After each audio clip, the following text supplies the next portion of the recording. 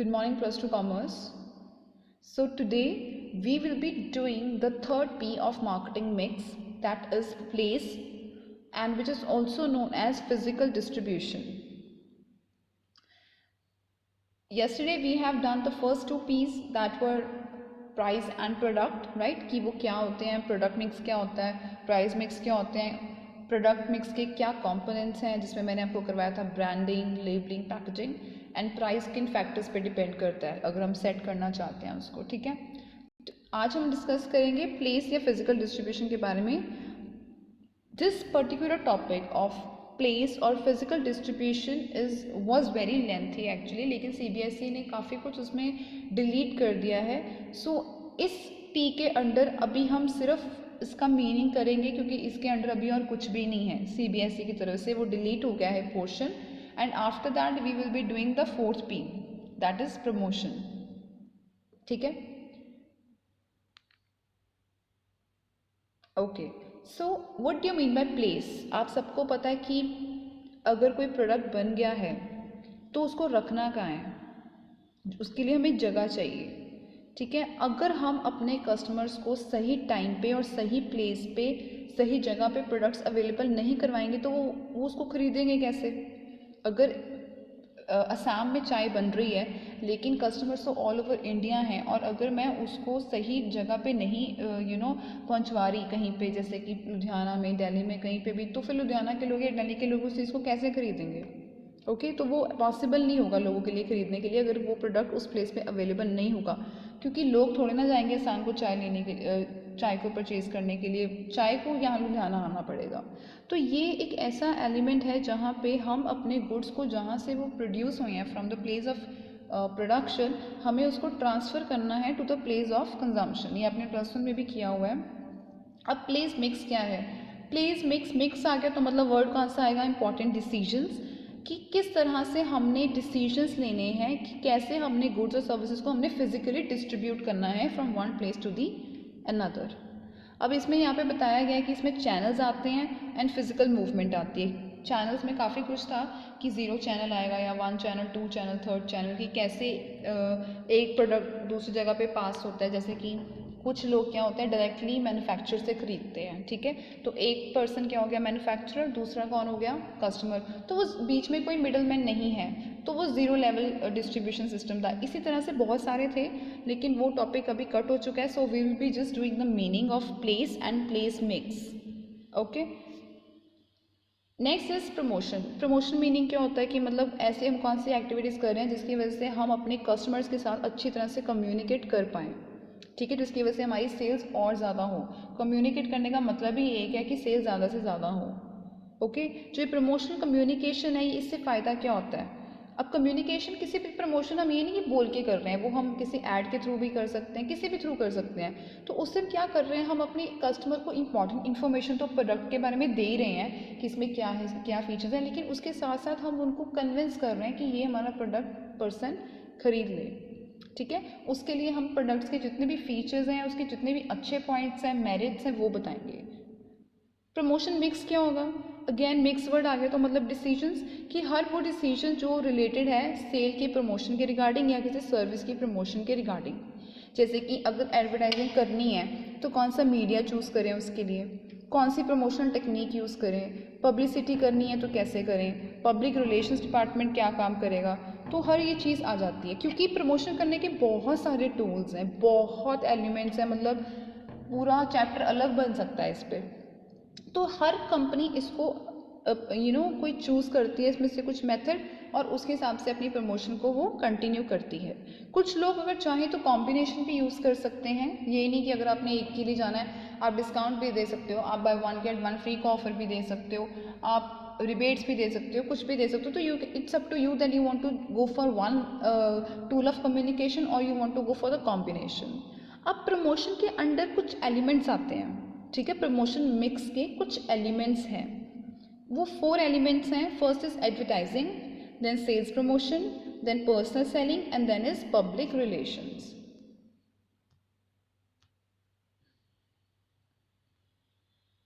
Okay. So first we will be doing advertising. ये आपको examiner पूछ सकता है, कि नॉन पर्सनल प्रेजेंटेशन कौन सी है जो कि पेड है. What is the paid form of non personal presentation. Non personal word क्यों है? क्योंकि यहाँ पे कोई पर्सन नहीं है लेकिन फिर भी हम अपनी कम्युनिकेशन कर रहे हैं और ये पेड होता है. That is known as advertising. ठीक है, हम अपने आइडिया को भी प्रमोट कर सकते हैं, गुड्स को भी कर सकते हैं, सर्विसेज को भी कर सकते हैं, लेकिन हाँ, इसको करने के लिए हमें एक स्पॉन्सर चाहिए होता है जो हमारे लिए काम करता है. और वो स्पॉन्सर जो है वो आइडेंटिफाइड होना चाहिए, पता होना चाहिए कि कौन है. तो ये एक इम्पर्सनल प्रेजेंटेशन है कि इसमें कोई पर्सन इन्वॉल्व नहीं है और वहाँ पे हम अपने जो भी हमारा प्रोडक्ट है या सर्विस है उसके बारे में हम बताते हैं. मेरिट्स हो, प्राइस हो, उसके फीचर्स हो, अवेलेबल कहाँ है कहाँ नहीं है, वो मार्केटर बताता है. ठीक है, तो इससे क्या होता है कि वो अपने कस्टमर को डायरेक्टली अपील कर रहा है. देखो, अगर मैं एडवर्टाइज टीवी में देती हूँ किसी भी चीज़ की तो वो एक अच्छा खासा इफेक्ट बिल्ड करता है कस्टमर के ऊपर कि कस्टमर खुद ही अट्रैक्ट हो जाता है कि यार ये लेना है. चाहे वो कोई फेयरनेस क्रीम हो, चाहे वो कोई शैम्पू हो, जैसे वो इतने सुंदर सुंदर से हेयर दिखा देते हैं एक्ट्रेसेस की कि ऐसे हो जाते हैं, ऐसे होता है, होता तो कुछ भी नहीं है. बट स्टिल आप वो एक नॉन पर्सनल फॉर्म जो है वो आपको कन्विंस कर देती है, पर्सुएट कर देती है किसी ना किसी तरह से. अब ये जो डेफिनेशन हमने पढ़ी, हम ये कह सकते हैं कि सबसे पहले पेड फॉर्म होना ज़रूरी है. कोई भी एडवर्टाइजमेंट फ्री नहीं होगी. ठीक है, हमें कुछ ना कुछ तो पैसे उसको देने ही पड़ेंगे अगर हम कम्युनिकेट करना चाहते हैं अपने कस्टमर्स के साथ. ठीक है, उसके बाद इम्पर्सनल क्यों है? क्योंकि कोई भी फेस टू फेस कॉन्टैक्ट नहीं है कस्टमर के साथ और एडवर्टाइज़र, चाहे वो मार्केटर है या प्रोड्यूसर है, जो भी है, उनका कस्टमर के साथ कोई भी direct face to face contact नहीं है. मोनोलॉग है, मतलब वन साइड है. डायलॉग टू साइड नहीं है, क्योंकि अगर टू साइड होता फिर तो वो पर्सनल सेलिंग हो जाती है कि फेस टू फेस हम बात कर पा रहे हैं. पर यहाँ पे सिर्फ एक साइड पे वो एडवर्टाइजमेंट हो रही होती है. Second person is like you have to just listen कि वो क्या कह रहा है. आइडेंटिफाइड स्पॉन्सर मतलब कोई आइडेंटिफाइड कंपनी होनी चाहिए. वो कोई एक पर्सन भी हो सकता है या कोई फर्म, कंपनी, कुछ भी हो सकती है. अब की जो एडवर्टाइजिंग है, ये इसके फीचर्स क्या हैं और इसके क्या मेरिट्स हैं.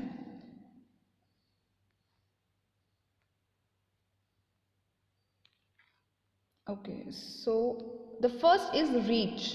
तो देखो, अगर मैं एक ऐड को तैयार करती हूँ टीवी पे, ठीक है, तो वो एक बार में जब वो ऐड प्ले होते, सपोज करो किसी सोनी चैनल पे वो चल रही है या कलर्स पे चल रही है या किसी न्यूज़ चैनल पे चल रही है, तो एक बिग बॉस सब लोग देखते हैं. ठीक है, बिग बॉस के ऐड में कितनी सारी एड्स आती हैं. क्यों? क्योंकि हमें पता है हमें बिग बॉस देखना है, तो हम वहाँ पे आराम से बैठे रहेंगे. तो हम उस टाइम पे अगर कोई एडवर्टाइजमेंट करवा रहे हैं तो वो एक टाइम पे सोचो कितने लार्ज ऑडियंस को हमारा मैसेज जा रहा है. ठीक है, इवन तक कि जब मैचेस होते हैं तब भी आपने देखा होगा स्टेडियम के आसपास कितने बैनर्स लगे होते हैं. ठीक है, इनफैक्ट जो उन्होंने अपनी ड्रेस पहनी होती है, जो उनकी यूनिफॉर्म है स्पोर्ट्स पर्सन की, उस पर भी कुछ ना कुछ एडवर्टाइजमेंट होती है.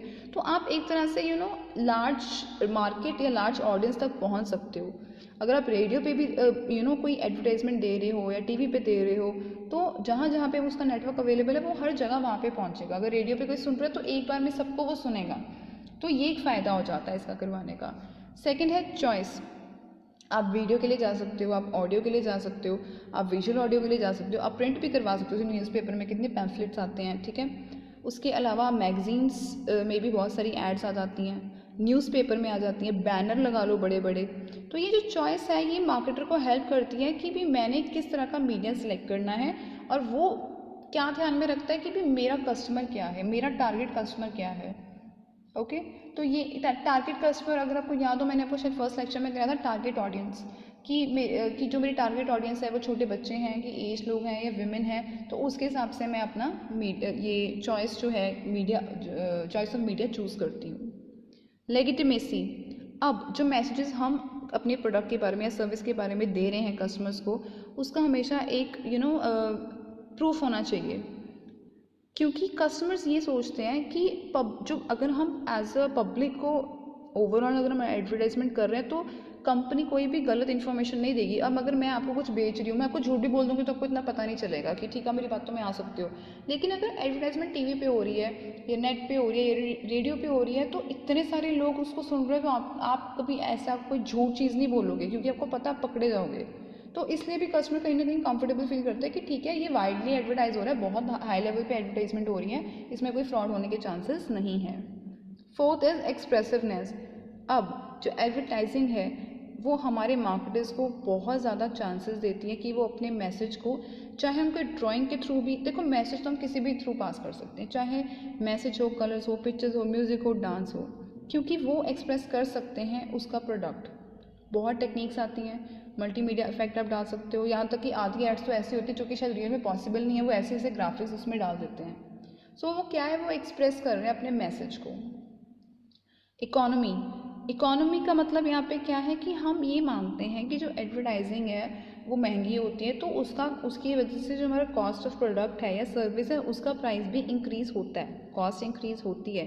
लेकिन एडवर्टाइजिंग एक्चुअल में इकोनॉमिकल है, मतलब वो इतनी एक्सपेंसिव नहीं पड़ती हैं एज़ कम्पेयर टू दी जो हम बाकी प्रमोशनल टेक्निक्स यूज़ करते हैं। क्योंकि जब इतने सारे लोगों को हमारा मैसेज पता चलता है, हमारे एडवर्टाइजमेंट के बारे में पता चलता है, तो जो कॉस्ट पर कस्टमर होती है वो लो हो जाती है। जैसे मैंने आपको बताया था इकोनॉमीज ऑफ स्केल, कि अगर प्रोडक्ट प्रोड्यूस हो रहे हैं, ठीक है, और कॉस्ट ऑफ प्रोडक्शन हम कैलकुलेट करिए, लेकिन अगर हम अपनी कॉस्ट ऑफ प्रोडक्शन को बढ़ा दें, अगर हम ज़्यादा प्रोडक्ट्स को प्रोड्यूस करने लग जाएं, पहले मैं 100 कर रही थी, अब मैं 1000 कर रही हूँ, तो कॉस्ट डिस्ट्रीब्यूट हो जाती है, जिसकी वजह से कॉस्ट पर यूनिट कम हो जाती है। जैसे अगर मैं 100 यूनिट्स प्रोड्यूस कर रही थी तो कॉस्ट पर यूनिट सपोज करो आ रही थी 50 रुपीज़, अब मैंने बढ़ा दी है कि अब 100 यूनिट्स ही प्रोड्यूस हो रही है, अब 1000 यूनिट्स प्रोड्यूस हो रहे हैं, तो कॉस्ट डिस्ट्रीब्यूट हो जाती है। तो अब 50 रुपीज़ से हो सकता है कि मेरी जो कॉस्ट है पर यूनिट वो ₹20-30 पे आ गई हो, ठीक है। तो एडवर्टाइजमेंट भी ऐसे ही है, क्योंकि वो लार्ज ऑडियंस तक पहुंचती है तो कॉस्ट डिवाइड हो जाती है, इस पर कॉस्ट पर कस्टमर कम हो जाती है। Last is enhancing customer satisfaction and confidence. तो कस्टमर अब ज़्यादा अच्छा फील करता है, वो मतलब ज़्यादा श्योर हो जाता है क्वालिटी के बारे में, ज़्यादा कंफर्टेबल हो जाता है कि अगर स्पॉन्सर्स क्लेम कर रहे हैं तो ये सच ही कह रहे होंगे, ये बेनिफिट्स मेरिट्स जो बता रहे हैं वो सही होंगे, सच होंगे, तो मैं बेपरवाह होकर बिना किसी स्ट्रेस को लेके बड़े आराम से इस प्रोडक्ट को चूज़ कर लेता हूँ। Fine, so this was all about advertising. Next is sales promotion. Sales promotion आपको बहुत ईजिली समझ में आ जाएगा कि मतलब हम ऐसे कौन से इंसेंटिव्स यूज़ कर रहे हैं। इंसेंटिव वर्ड्स आपने डायरेक्टिंग चैप्टर में भी सुना था, ठीक है। तो या हम ऐसी कौन सी प्रमोशनल एक्टिविटीज़ कर रहे हैं जो कि हमें बस अपने कस्टमर को ना मतलब ऐसे ही कन्विंस कर लेना है कि वो, अगर वो ये घर से सोच के आए ना कि नहीं जी मैंने 5000 ही खर्चने हैं, वो 7000 खर्च के जाए। अब हमारे साथ भी ऐसा होता है, हम फ़ोन लेने जाते हैं, ठीक है, सपोज़ करो हमारी रेंज होती है कि चलो 12,000 का लेना है या 13,000 मैक्सिमम का लेना है सपोज़, लेकिन वहाँ पे वो दिखाएंगे फ़ोन जो कि 12 का भी होगा, 13 का भी होगा, 14 का भी होगा, 15 का भी होगा, ठीक है। फिर क्या होता है, जस्ट मुझे लगता है वन फीचर का डिफरेंस होता है और पूरी गेम चेंज हो जाती है। तो फिर हम सोचते हैं कि चल जहाँ पे 12 लेना है उसकी बातें सुन के वहाँ 13 भी दे देते हैं, 13 देना है वहाँ पे 14 भी दे देते हैं। तो मुझे नहीं लगता कि हम जब भी सोच के गए हैं कि इतने का ही लेना है तो हम उतने का ही लेके आए हैं। मोस्टली क्या होता है कि हम उसके ज़्यादा का ले लेते हैं। बाकी डिपेंड करता है कि आपका सेल्फ कंट्रोल कितना स्ट्रांग है, ठीक है। क्योंकि मुझे नहीं लगता अगर आज से कोई फ़ोन लेने गया तो जैसे वो शॉप में गया और एकदम से बाहर आ गया, वहाँ पे हमेशा टाइम लगता है। जब भी हम इलेक्ट्रिकल अप्लाइंसेस लेते हैं, हम बहुत सारी कंपनीज़ शोरूम्स में जाते हैं, हम सारी कंपनीज़ का देखते हैं, वो सबकी रिव्यू बताते हैं, सबका फीडबैक बताते हैं, फिर जाके हम कुछ डिसाइड करते हैं। उतने में क्या चल रही होती है, उस पर्सन की मार्केटिंग चल रही होती है, वो हमें कन्विंस कर रहा होता है कि मैडम ये लो, इसमें ये आपको उसमें वो नहीं मिलेगा, मैडम आपको सच कह रहा हूँ, मेरी बात मानो। Variety of words they will use कि भी ये इसका फीडबैक ज़्यादा अच्छा आ रहा है, इसकी कंप्लेंट ज़्यादा आ रही हैं। मुझे नहीं पता उनका क्या लॉजिक होता है क्या नहीं होता, बट वो कस्टमर को कन्विंस कर लेते हैं किसी भी तरह से। And customer most of the times जो चीज़ में नहीं सोची होती ना, वो नया ही प्रोडक्ट घर लेके जाता है। तो ये सेल्स प्रमोशन जो है इसका क्या होता है कि एक तो इमीडिएट इफेक्ट पड़ता है सेल पे, ठीक है। अब सेल्स प्रमोशन क्या मतलब इतनी बड़ी बात होती नहीं है, इतना टाइम ही लगता है इसमें, बट इफेक्ट ज़्यादा होता है। उसके अलावा अगर सेल मेरा स्टॉक पड़ा है, ठीक है, मुझे उसको क्लियर करना है, चलो जी 50% ऑफ लगा दो। मोस्टली अगर आपने देखा हो तो अपैरल्स पे, क्लोथ्स पे या सूट्स पे अगर आपने देखा हो बाद में 50% 60% ऑफ लगता है। वो क्या होता है, वो स्टॉक क्लियर कर रहे हैं, चलो 50% पे निकालो, चलो 60% पे निकालो, तो स्टॉक क्लियर हो जाता है। उसके बाद सेल्स प्रमोशन जो टेक्निक्स होती हैं वो कस्टमर्स को तो मतलब कन्विंस करती हैं, साथ में जो डिस्ट्रीब्यूशन चैनल्स हैं उनको भी, जैसे चाहे मैन्युफैक्चरर्स हैं, होलसेलर्स हैं, उनको भी वो कहीं ना कहीं तक करते हैं, कन्विंस कर लेते हैं, क्योंकि उनको पता है अगर ये कन्विंस हो गए तभी हमारा प्रोडक्ट लेंगे और आगे बेचेंगे। और इससे हम अपने कॉम्पिटिटर को भी हरा सकते हैं और हम आगे बढ़ सकते हैं। ठीक है, this is all sales promotion which is again very easy. Next is personal selling. अब पर्सनल वर्ड आ गया ना, पर्सनल मतलब मैं खुद जाके सेल कर रही हूँ, मतलब फेस टू फेस इंटरेक्शन हो रहा है, आप बायर हो मैं सेलर हूँ, मैं आपको फ़ोन भेज रही हूँ। तो वो जब मेरा, क्योंकि जो आपको डाउट होगा वो आपसे मेरे से फेस टू फेस पूछ सकते हो, मैं आपको फीचर्स फेस टू फेस बता सकती हूँ। कहीं ना कहीं मुझे जजमेंट हो जाता है कि आप इंटरेस्टेड हो नहीं हो, फिर मैं अपनी गेम घुमाती हूँ कि नहीं ये पर्सन इस चीज़ से कन्विंस नहीं हो रहा, मैं इसको ये वाली स्ट्रैटेजी यूज़ करके देखती हूँ, and ultimately I have to convince the customer कि वो मेरा प्रोडक्ट खरीद ले। ठीक है, तो ये पर्सनल सेलिंग का मतलब ये नहीं है कि कि सेलर क्या चाहता है। पर्सनल सेलिंग का ये भी मतलब है कि कस्टमर भी सेटिस्फाई हो। अब इसकी फीचर्स क्या है? पर्सनल इंटरेक्शन मैंने आपको पहले बोल दिया, फेस टू फेस है, टू वे कम्युनिकेशन है, ठीक है, डायलॉग मोनोलॉग नहीं है।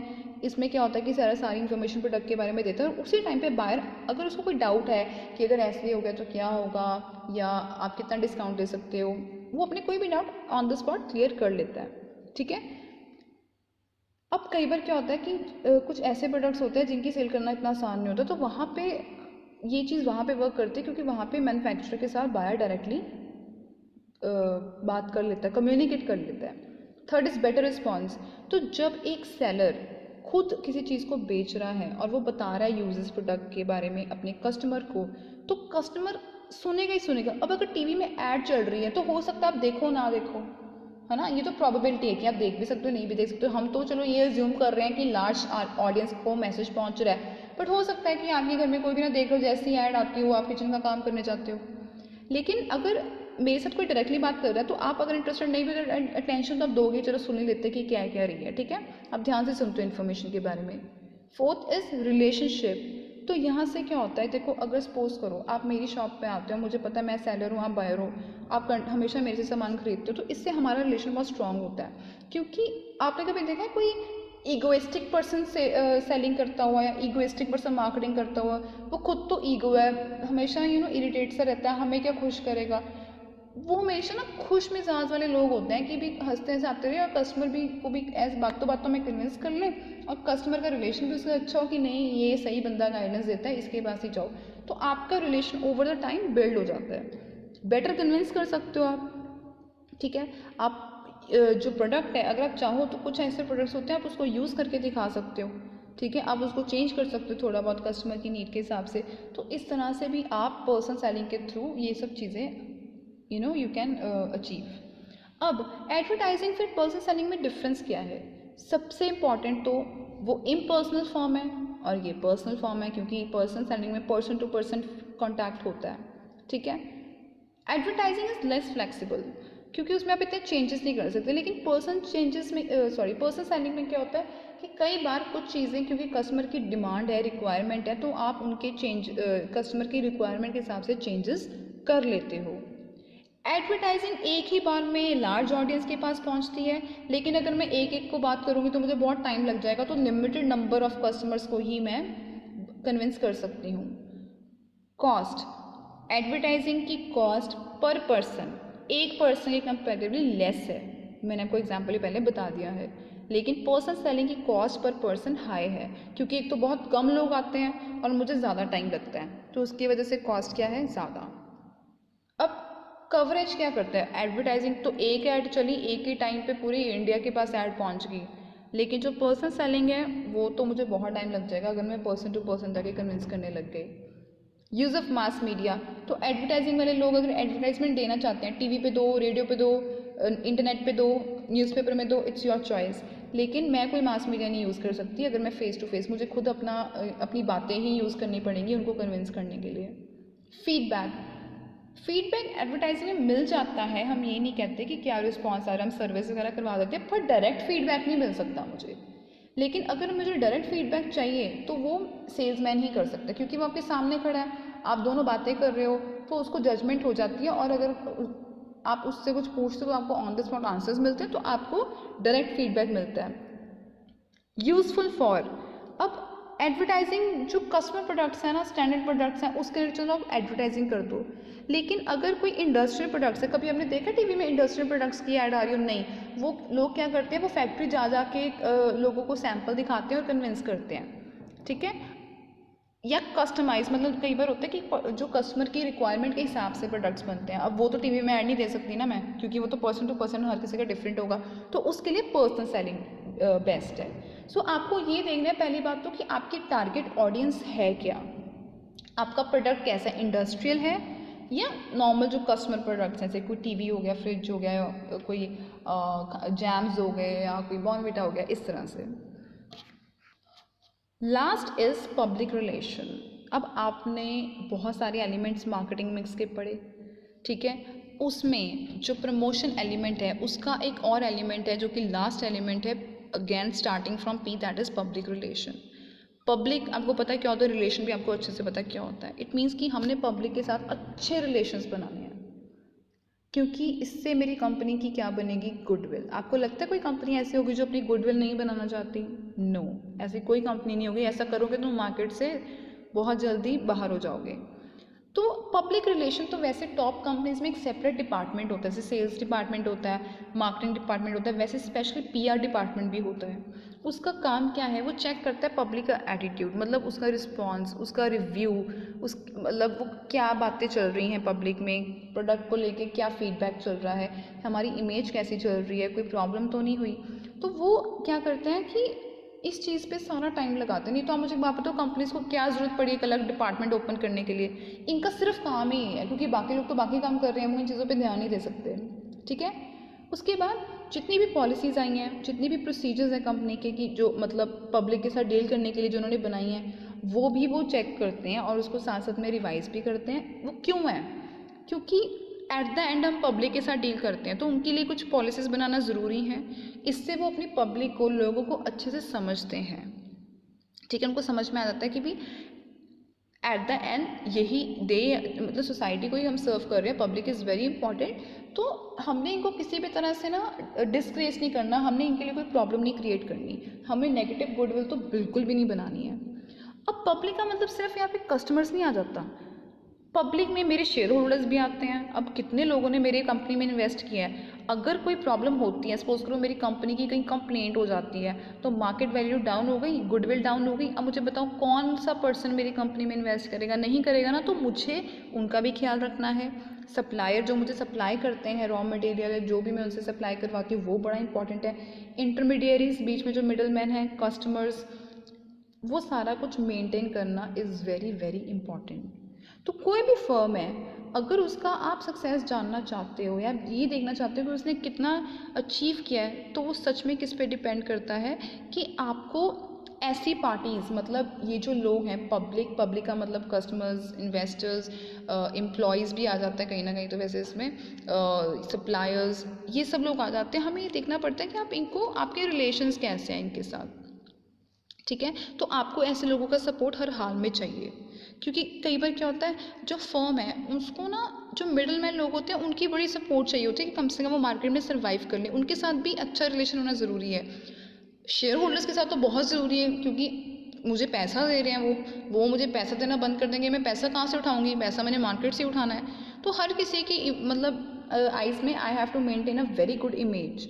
तो सबसे इम्पॉर्टेंट कौन है? कंज्यूमर, वो सबसे इम्पॉर्टेंट है, क्योंकि एक्चुअल में जो कस्टमर की क्या डिमांड है, कस्टमर आपको सपोर्ट कर रहा है कि नहीं, क्या आप कस्टमर को सेटिस्फाई कर पा रहे हो या नहीं, that is the more important. क्योंकि अगर आपने वो एलिमेंट को इग्नोर कर दिया तो फिर आपकी कंपनी बंद हो जाएगी बहुत जल्दी, ठीक है। अब आप पब्लिक रिलेशन के टूल्स क्या हैं, या वो क्या चीज़ें यूज़ करती हैं अपने रिलेशंस को इम्प्रूव करने के लिए? सबसे पहले तो न्यूज़, ठीक है। अब कई बार क्या होता है, कंपनीज कुछ ऐसी एक्टिविटीज़ में इन्वॉल्व हो जाती हैं, कुछ ऐसी पॉलिसीज़ बना देती हैं ताकि उनको कुछ अच्छी कवरेज मिले न्यूज़ में, ठीक है। जैसे कंपनी का नेम न्यूज़ में इसलिए आ रहा है कि ये कंपनी सिर्फ ऐसी है जो कि विमेन को जॉब देती है, या ये पोल्यूशन बिल्कुल क्रिएट नहीं करती, या ये एडवांस टेक्नोलॉजी लेके आई है। तो ये ट्रिक भी होता है, मतलब स्पेशल आप ये कह लो कि मैंने न्यूज़ वालों को चाहे पैसे चढ़ाए हों कि भी मेरी कंपनी के बारे में आप ऐसे बताओ, ताकि ज़्यादा लोगों को ये लगे कि भी मेरी कंपनी में ये सब कुछ है। ये सच भी हो सकता है, मतलब कुछ तो कंपनियाँ सच्ची में ऐसे करती हैं, इतने एफर्ट भी करती हैं, बट आप कह सकते हो, क्योंकि अगर हम न्यूज़ में इतनी बातें कह रहे हो तो एक तरह से आप कस्टमर्स को अपने सपोर्ट के लिए यूज़ कर रहे हो, ठीक है। दूसरा क्या है, मतलब न्यूज़ में आप अपना रिलेशन आपने अच्छा मेंटेन कर लिया पब्लिक के साथ, पहले आपकी कंपनी किसी को पता भी नहीं थी, लेकिन न्यूज़ में आने के बाद जब आप इतना अच्छा काम कर रहे हो और सच में आपने विमेन को जॉब दे भी दी, भले ही टाइम पास के लिए, time pass in the sense कि आपको कोई प्लान नहीं था, लेकिन आपको पता है कि आज के टाइम पे दिस इज़ वेरी इंपॉर्टेंट, वैसे जेन्युइनली देनी चाहिए, लेकिन अगर आप इस बात के लिए भी दे रहे हो कि भी ये चीज़ अच्छा पॉइंट माना जाएगा, तो यू हैव टू डू। अगर आप कर रहे हो तो कंपनीज क्यों, लोग क्यों नहीं आपकी कंपनी की गुडविल मानेंगे, ऑब्वियसली मानेंगे। दूसरा है स्पीचेस। अब जितने भी कॉर्पोरेट सेक्टर के लीडर्स हैं, जैसे कि रतन टाटा हो गया, अंबानी हो गया, कोई भी हो गया, आप मैं नहीं हो सकते क्योंकि अभी तक हम लीडर नहीं बने, हम कंपनीज में नहीं काम करते, तो ये आपको पता है ये लोग बहुत हद तक आम जनता को इन्फ्लुएंस कर सकते हैं, और इसमें बैंक भी आ जाता है, शेयर होल्डर्स भी आ जाते हैं। ओके, अब ये पीआर जो डिपार्टमेंट है, ये स्पेशल ऐसा ओकेजन खुद क्रिएट करते हैं कि भी इन लोगों को बुलाओ और इनसे स्पीचेस दिलवाओ, क्योंकि ये चीज़ पॉजिटिवली बहुत काम करती है। अब रतन टाटा का इंटरव्यू चल रहा है, मैं कहती हूँ कितने लोग देख रहे होते हैं, क्योंकि उसने सोसाइटी के लिए सच में इतना कुछ किया है, and above all he is on the top, तो मैं क्यों ना ऐसे लोगों की बात सुनूंगी, ठीक है, क्योंकि ऐसे लोगों, ये लोग इतने इनोवेटिव होते हैं कि सच में हेल्प करना भी चाहते हैं और इतने अच्छे आइडियाज़ देते हैं कि दूसरे लोगों के लिए वो अपॉर्चुनिटी हो सकती है। So this is also one way to deal with the public. अब रतन टाटा पब्लिक के साथ डील करता है, अंबानी को देख लो, उसकी बीवी कितना कुछ करती है, तो वो क्या होता है, न्यूज़ में रहने का तरीका होता है, और आप अपना पब्लिक के साथ रिलेशन क्या कर रहे हो, स्ट्रॉन्ग कर रहे हो। थर्ड, इवेंट, कई बार आप ऐसे प्रेस कॉन्फ्रेंस भी स्पेशली ऑर्गेनाइज करते हो या मैच करवाते हो, स्टेज शोज करवाते हो जहाँ पे ये लोग आते हैं, या वैसे भी करवाते हो कि स्टेज, ये कंपनी स्टेज शो अरेंज करवा रही है, स्टेज शो भले किसी भी चीज़ को लेके हो, चाहे कोई डांस हो, चाहे कोई सिंगिंग हो, पर उसको ऑर्गेनाइज ये लोग करवा रहे होते हैं, वो भी एक तरीका होता है कि मैं पब्लिक की इमेज में आना चाहता हूँ कि मेरी कंपनी ये करवा रही है क्योंकि मैं पब्लिक के लिए कुछ कर रहा हूँ, तो this is also one way of maintaining good relations with the public. Then is written materials, जैसे आपकी कंपनी की बैलेंस शीट होती है, एनुअल रिपोर्ट होती है जो साल के एंड में बनती है, कुछ डॉक्यूमेंट्स होते हैं, ब्रोशर्स होते हैं, तो ये भी स्पेशली हर पार्टीज़ को, ये कस्टमर्स हो गए, सप्लायर्स हो गए, इन्वेस्टर्स, सबको ये दिए जाते हैं, ताकि क्योंकि देखो इसमें जो फाइनेंशियल इन्फॉर्मेशन होगी वो झूठी नहीं होगी, सच में होगी, है ना, सच होगी, तो अगर वो तभी देंगे अगर वो सच में गुड फाइनेंशियल पोजीशन है, तो जब उसको देखोगे तो आप भी खुश होते हो कि ये मैं इतनी अच्छी, this company is doing well, I have to invest more in this, ठीक है। अगर मैं कस्टमर हूँ तो मुझे पता है इसकी फाइनेंशियल पोजीशन अच्छी है कि I should go for this company whenever I buy the new product, so this is also one of the another tool to get mix with the public. Next is public service activities. अब क्या होता है कि जो बहुत बड़ी companies होती हैं, इसको बिग हाउसेस बोलते हैं, बिग बिजनेस हाउसेस, वो अपने आप को सोशल सर्विस के साथ भी बहुत अटैच करते हैं। अब ये जो वो है अंबानी की वाइफ, वो बहुत सोशल सर्विस करती है। रतन टाटा ने कितने हॉस्पिटल्स खोले हैं, कैंसर हॉस्पिटल्स, जहाँ पे वो कैंसर पेशेंट्स के साथ स्पेशली डील किया जाता है।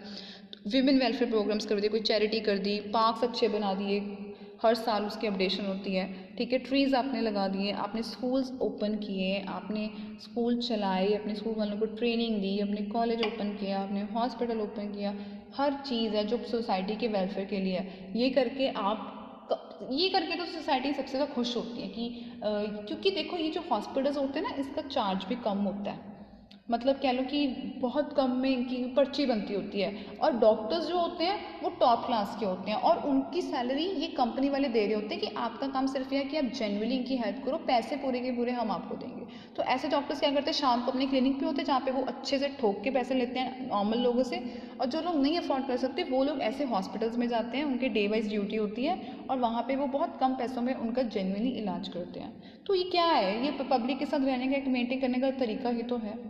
अगर आप ये करते रहोगे मतलब पब्लिक की इमेज में अच्छे हो, जब तक अच्छे हो इट मीन्स कंपनी आपके कस्टमर आपकी प्रोडक्ट खरीद रही है, जब तक वो आपके प्रोडक्ट खरीद रही है इट मीन्स आप सेल्स बढ़ा रहे हो, सेल्स कर रहे हो, you are on the top, you are earning profit, जो कि हमारा ऑब्वियसली एक ऑब्जेक्टिव है। साथ साथ में आप एक सोशल वेलफेयर भी कर रहे हो, जो कि आज के टाइम पे एक कंपनी, एक बिजनेस का मतलब अनदर इम्पॉर्टेंट ऑब्जेक्टिव है, क्योंकि सिर्फ प्रॉफिट मैक्सिमाइजेशन से आप मार्केट में लॉन्ग रन तक नहीं सर्वाइव कर सकते, यू नीड